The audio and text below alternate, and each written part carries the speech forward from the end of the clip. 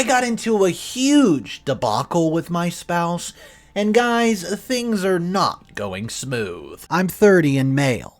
Got into an argument with my wife a couple months ago, and ended up saying some really hurtful stuff that she can't forgive me for. Essentially, we never fight. We have disagreements that are quickly resolved, but have only had one real fight in the decade we've been together. My wife is incredibly emotional.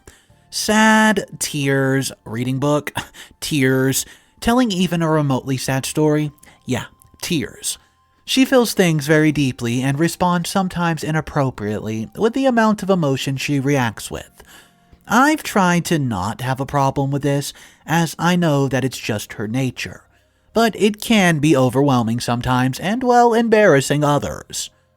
About 3 months ago, we happened to get into a huge fight. She was telling a story to some friends and embellishing quite a bit. So I just said, "Hey, I think you're lying a bit here. That didn't really happen like that." I wasn't trying to take away from the story, but I hate liars, and she does it a fair bit when storytelling. She told me that she does it just for comedic effect, and that everyone knows she doesn't tell stories 100% accurate. It was still bothering me, however, after everyone went home and I brought it up again, to which she told me that we'd already talked about it, and she did not need me to correct her in front of her friends. I'll spare the rest, but we essentially got into a fight. I raised my voice, and she immediately started crying.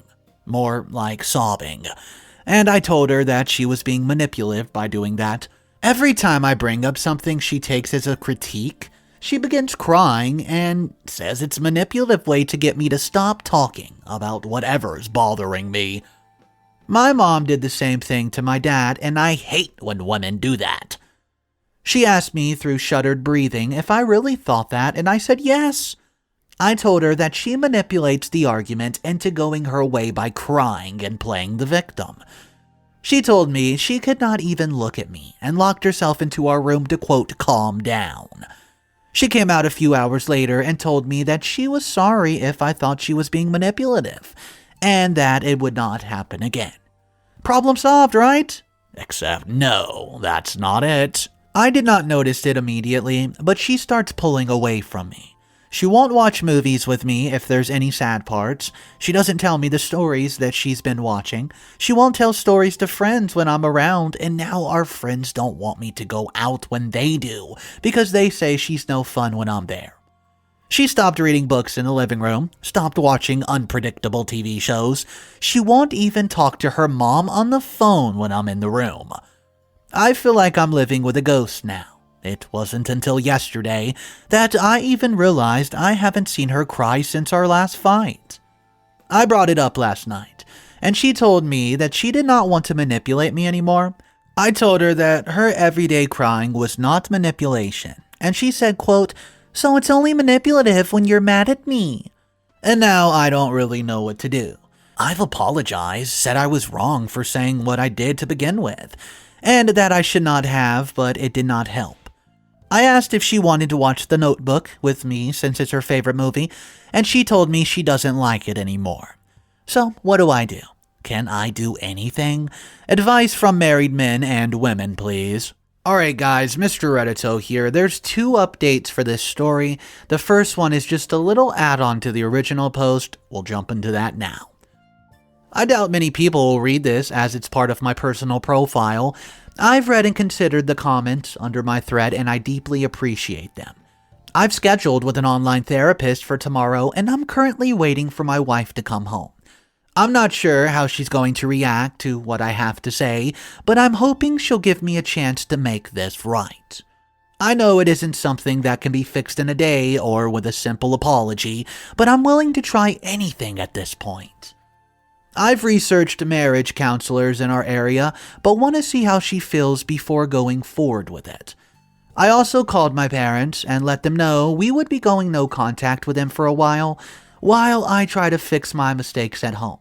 I'm not so sure they'll want to talk with me even if I fix it, as they were furious that I'll be excluding them from this part of my life. But going off of the thread, I know that's a boundary I need to make to be able to focus my energy where it's needed. and disregard opinions that could only provide or prove to further divide us.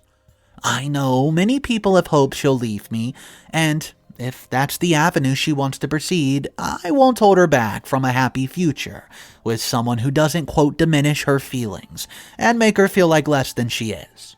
Alright guys, it seems like some of those comments on the original thread was starting to get to OP. Well, OP talked to his wife, and he decided to drop this update. I hope you guys are enjoying your day. If you're not subscribed to the channel, just take a second right now and click that big ol' red subscribe button. Here's your update. I talked to my wife last night. There was so much to say, and I've never been good about sharing my feelings. So it started off painfully awkward. I started with apologizing. Not what I did before by just saying sorry, but a full, I attacked your character and assumed the worst of you when given no prior reason to do so. I've damaged and hurt you in a way that I'll never forgive myself for and would understand if you could not either. There was more, but I'll save you guys from every single detail. She was mostly shocked when I started and did not say anything, but she did reach out for me in the first time since I've messed up. She looked like she was trying so hard not to cry, and I let her know that her crying has never been the problem in our relationship, that my unwillingness to accept people and see the worst was. It resulted in tears, and in the moment I've realized how much I missed her being her.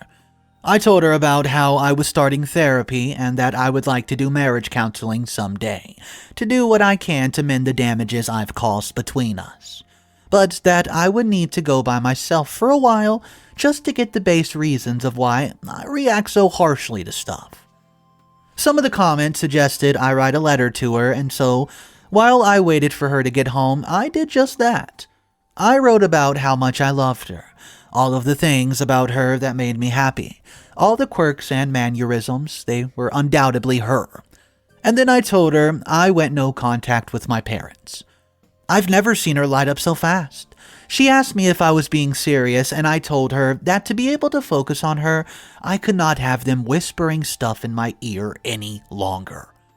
She hugged me and cried for the better part of an hour, saying that they're one of the worst parts of being married to me. She said she can't forgive easily, but that she wants to work on us together. She wants us to move away from family, and we're discussing options that could make that actually possible. I'm not a good person in general. No one's ever described me as warm or caring except my wife. And I almost lost her by being manipulative and selfish. I can't put into words how much I appreciate every single comment, no matter the content. It made me realize just how much I really messed up. I don't deserve her, but she's willing to give me a second chance at this, and I'm going to be different this time around. I don't think it'll be quick or easy, but I would do anything for her. I don't know if I'll ever update after this. I have a lot of growing up and groveling ahead of me. It's not the update a lot of you wanted, but thank you all for the help. Alright guys, this one was wild. Story to start off with. There's a couple comments. Let's read the first one. Oh, it gets worse. OP seems like an unreliable narrator. Apparently, he never saw his mother doing this manipulative crying. And he mentions his, quote, parents whispering in his ear about his relationship, and his wife became so much happier the moment he said he would go no contact with his parents for a while. My question now becomes this. Did he also have proof of his mother committing this act? Or was he told this by his father? So guys, that's a good little point. Let me know your thoughts or maybe how you would handle the situation if you were said girlfriend. Drop your comments down below and let's look at story 2. Would I be the a-hole for moving away from my disabled boyfriend? I'm 25 female. I've been with my boyfriend since we were 19. We were 23 and he was injured in a skiing accident. His injuries were so severe that he was paralyzed from the neck down, and he's been semi-comatose ever since. Other than that, he can do very little. He's no longer there. His body is essentially functioning on autopilot. There are more medical issues, but I don't want to divulge his private information any more than I just did. We were planning to get married. I still love him very much. Since his accident, he's lived at the hospital and then his parents. We lived together, but our fifth-floor apartment was not suitable for his needs, and I worked too much to care for him. His parents live 90 minutes away from the city. I visit maybe 4 to 5 times a week, sometimes more if I can. It's been a point of contention between his mother and myself that I do not visit every day.